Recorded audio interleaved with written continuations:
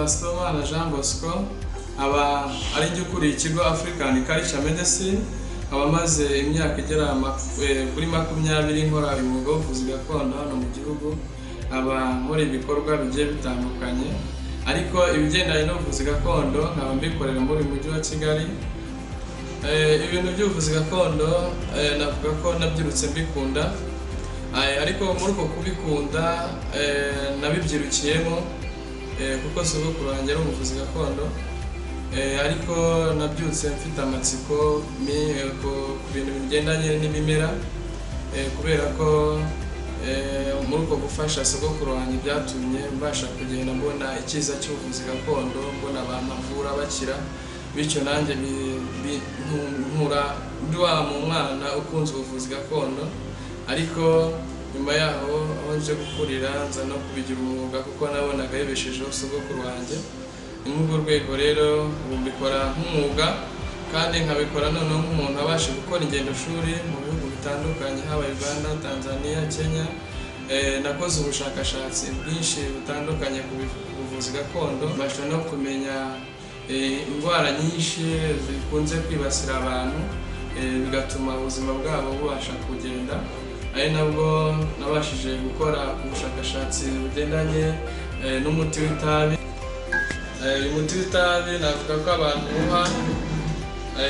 bawunywana n'itabi bakabasha kurireka kuko ukuraho nikotine, ugakuraho ihamu, ugakuraho irari ku buryo kwa kunyoterwa, kwa kurishaka umuntu abasha kuribura.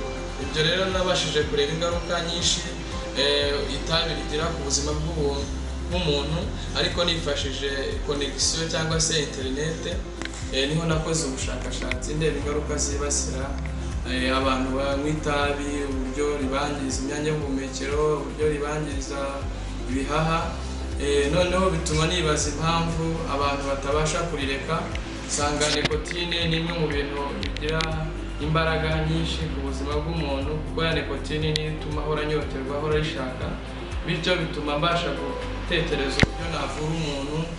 Umuntu nabanje kuvura wa mbere nahereye kuri papa wanjye, niwe wanywaga itabi cyane.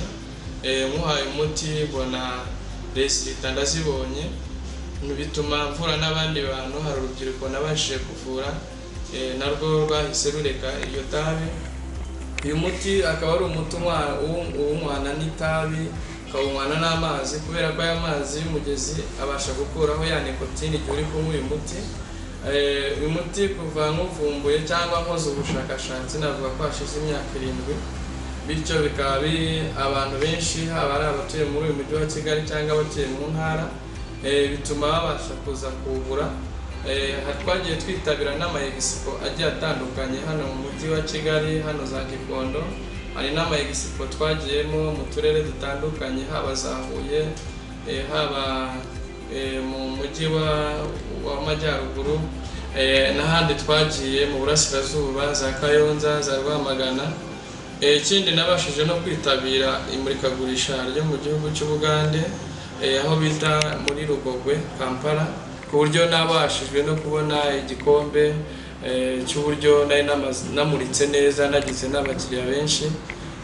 Ibyo byatumye mbasha noneho kumva ko ibintu byanjye bifite ireme, bituma mbasha no kubinoza. Noneho mbasha no kugenda nkorera ahantu hagaragara kuko ubundi icyo gihe nakoreraga i Nyamirambo, bituma mbasha kuza gukorera Nyabugogo, mufite branche. Ikindi imiti yanjye abantu benshi bakunze kwitabira, basha kuvura abantu barwaye amibe kuko twasanze amibe ari imwe mu bintu byibasira abantu kuko ituma batagira apeti ntibitume neza.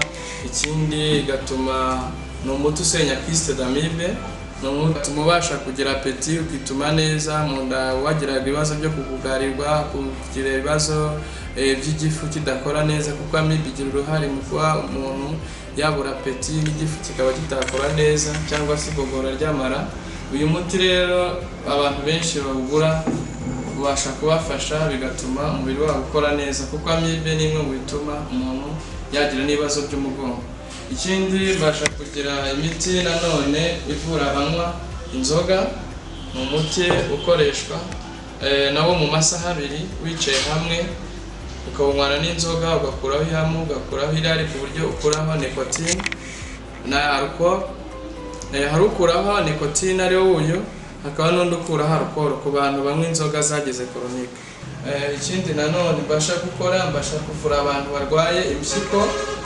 Impyiko nazo byagiye bigaragara ko abantu benshi kubera ikibazo cyo kutanywa amazi, ikibazo cyo kuba bakora imirimo ivunanye, bishobora gutuma abantu barwara impyiko.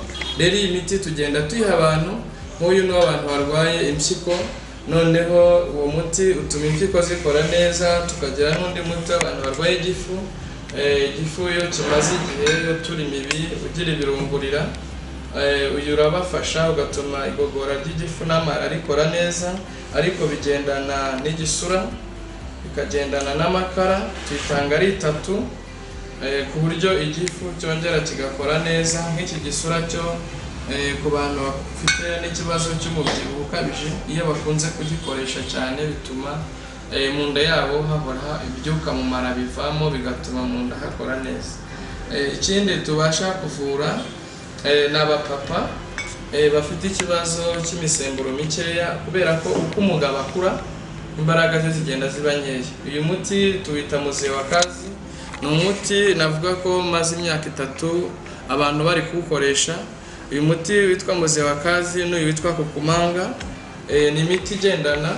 Umugabo uhaye yari afite ikibazo cyo kusikivi akagicagasa mu gihe cy'imibonano mpuzabitsina, bituma abasha guhuza urugwiro neza n'uwo bashakanye, bityo bigatuma mu rugo rwe hahora hari umutekano, nta kibazo gihari, kuko twasanze ko ishingiro ry'urugo iyo habayeho guhuza urugwiro neza n'uwo mwashakanye, nabyo ni bimwe mu byubaka urugo.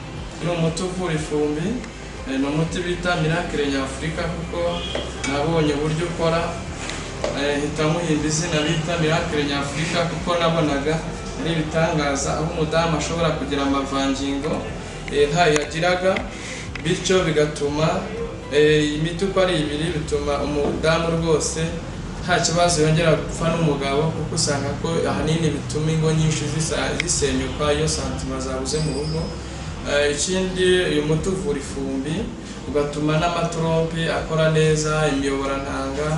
Noneho hakazaho uyu muti bita ngetwa, ubasha gufasha abantu bafite ibibazo bigendanye n'umutwe kuri bitotsi, abantu bafite ibibazo by'imitsi bigendana ari 2.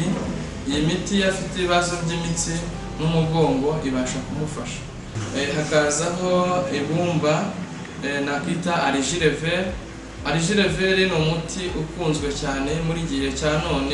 Argile rero abamama bakunda no kuribwa mu mihango cyangwa abakobwa bararikoresha. Navuga ko ari umuti nanone uri ku isoko abantu bakunze muri iki gihe cya none, abantu ubasha kubafasha. Check up ni umuti ufasha inyama zo mu nda igihe ufite ibibazo by'ibyuka mu mara, igihe ufite ibibazo by'ama infection mu mara manini, urwara amamoroide, utituma neza, ukunda kugira amaconstipation. Iyi check up abantu benshi bayikoresheje hano mu ivuriro gakondo Nyafurika. Navuga ko ari umuti wabafashije kandi uri gutuma abantu batugana ari benshi. Mu by'ukuri ikiganiro mu ivuriro gakondo navuga ko ari ihango ry'ubuzima. Ihango ry'ubuzima naje gusanga ko abantu benshi iyo bitaye ku buzima bwabo bashobora kugira amahango meza y'ubuzima. Ihango ry'ubuzima ari igifu, ari amara, ari imyijima, ari imitima, ibyo byose bigomba gusigasirwa, kuko ni amahango y'Imana yaduhaye tugomba kubungabunga umunsi ku munsi, bityo bigatuma bya bimera Imana yashyizemo yabihaye umugisha ngo tubashe kubivuza abantu kandi babashe gukira. N'uru rwego rero dukorera uyu mwuga w'ubuvuzi gakondo kandi tukawukora tuwukunze.